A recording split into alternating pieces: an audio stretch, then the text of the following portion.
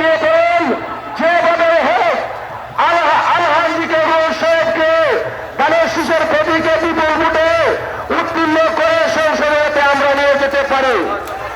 সেই জন্য আমি আপনাদেরকে আবারও বলতে চাই, আপনারা সবাই কাঁধে কাঁধ মিলে কাজ করবেন, এই আশা প্রত্যাশা ব্যক্ত করে আমি আমার বক্তব্য এখানে শেষ করছি। ধন্যবাদ। আসসালামু আলাইকুম। শ্রমিক নির্মাণ শ্রমিক সভাপতি জনাব মোহাম্মদ ফৌজের নেতৃত্বে একটি বিশাল মিছিল আমাদের মঞ্চে এসেছে। আমি নির্মাণ শ্রমিক সমিতির সভাপতি মোহাম্মদ ফৌজকে মঞ্চে আসার জন্য অনুরোধ করছি। এখন বক্তব্য রাখবেন অভিযোগ আইনজীবী সহকারী সমিতির সাধারণ সম্পাদক জনাব আব্দুল রাজ্জাক।